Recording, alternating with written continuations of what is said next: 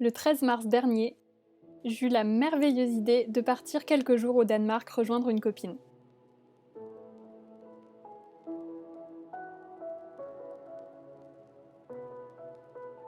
Elle va de tout ça, tout là, transat et tout, petite table, jusqu'à là-bas. C'est juste ouf.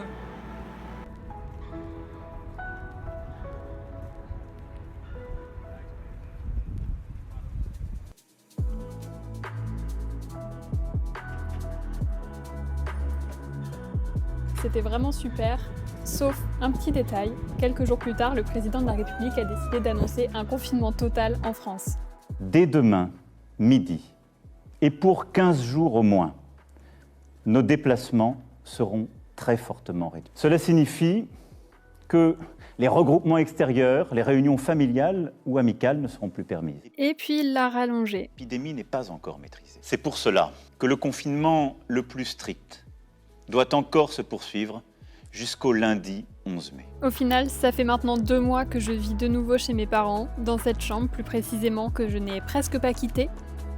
Donc je me suis dit que j'allais vous raconter comment s'était passé mon confinement.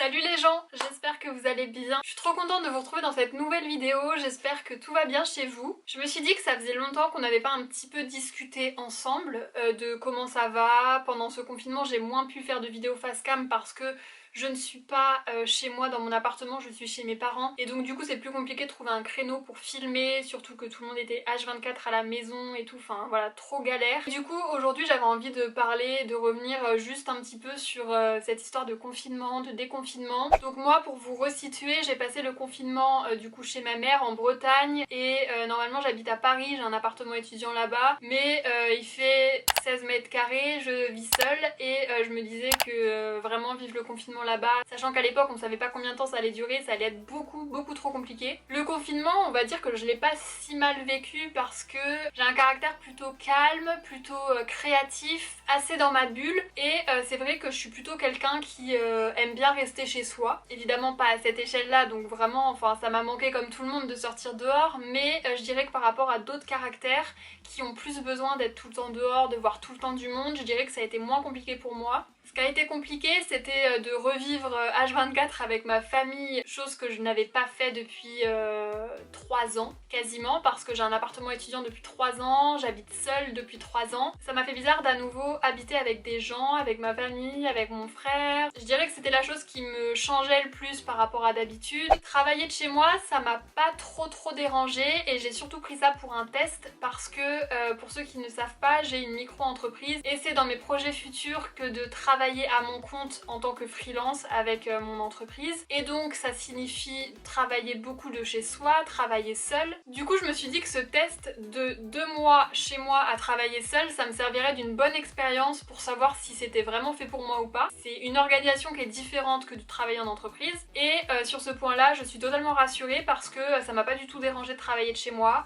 Bien au contraire, j'adore pouvoir avoir mon rythme parce que comme je suis en entreprise, normalement pour mon alternance, j'ai des horaires imposés. Et c'est vrai qu'il y a des fois par exemple, juste après manger, j'aime bien faire autre chose, essayer de faire une photo, faire un truc un peu créatif pour me changer un petit peu du travail et m'y remettre un petit peu plus tard et quitte à dépasser et travailler un petit peu plus tard le soir, bah normalement au bureau je peux pas le faire parce que du coup j'ai des horaires imposés, que là du coup ça m'a permis de trouver un petit peu mon rythme et voilà, ça m'a plu, donc ça m'a rassurée sur mon orientation professionnelle. Pour ceux qui devraient continuer le télétravail après le déconfinement et qui galèrent un petit peu à travailler de chez eux, ce que je peux vous conseiller c'est de rester organisé au maximum, de vraiment vous faire une routine travail pour rester motivé. To-do list, réveil tous les matins où vous travaillez à la même heure, avec une petite routine, genre vous préparer, prendre votre petit déj et vous mettre à votre espace de travail. Et le soir quand c'est votre horaire de fin de journée, bah fermez l'ordi et ne plus vous remettre dedans. Essayez aussi au maximum de séparer vos espaces de vie et vos espaces de travail, parce que je sais que ce qui dérange beaucoup de gens quand ils n'aiment pas trop le télétravail, c'est parce qu'il n'y a pas trop de limites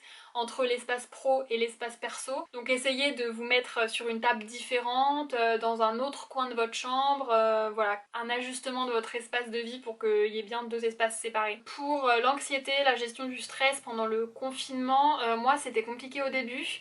Jusqu'à ce que je comprenne qu'en fait il fallait que je me mette dans une bulle au maximum et que j'essaye d'oublier un petit peu la situation en me protégeant des infos extérieures. J'ai uniquement regardé les discours du président de la République, les discours du Premier ministre, après regarder le 20h tous les soirs, surtout pas. Des conseils qui sont utiles pour tout type de situation stressante, la méditation, la respiration, la créativité, ça aide beaucoup. Voilà, tout ça c'est des trucs qui peuvent aider à lutter contre l'angoisse et l'anxiété de la situation. Évidemment du coup pendant le confinement, voir des gens ça m'a manqué, mais là pour le déconfinement je vous avoue que moi ça va pas trop changer. Je suis confinée à plus de 100 km de chez moi donc je ne peux pas retourner à Paris, et en même temps j'ai pas trop envie d'y retourner maintenant non plus parce que le déconfinement à Paris c'est pas non plus ouf, parce que majoritairement faut quand même rester dans les appartements, rester chez soi au mieux, c'est pas non plus la Java. Tous mes autres potes de Paris ils sont aussi rentrés chez eux dans leur famille, donc ils ne sont pas non plus sur Paris, donc en gros vaut mieux que je reste là. Moi je vous avoue que je suis un petit peu stressée, j'ai pas trop envie de reprendre ma vie comme avant, c'est pour ça que pour l'instant je retourne pas à Paris, parce que faut pas oublier que s'il y a un déconfinement, c'est pas qu'il y a plus de virus, il faut toujours faire attention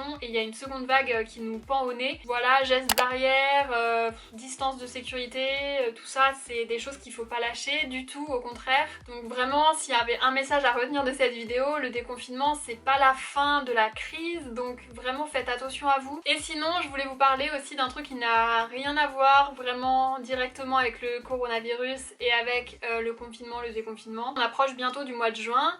L'année dernière, si vous n'avez pas suivi et si vous n'étiez pas encore abonné à ma chaîne, j'ai fait un vlog par jour et j'avais bien envie de recommencer cette année. Alors après avec la situation, je ne sais pas du tout du coup en juin comment ça va être la situation, ce qui va se passer ou non, ce que je vais pouvoir faire ou non.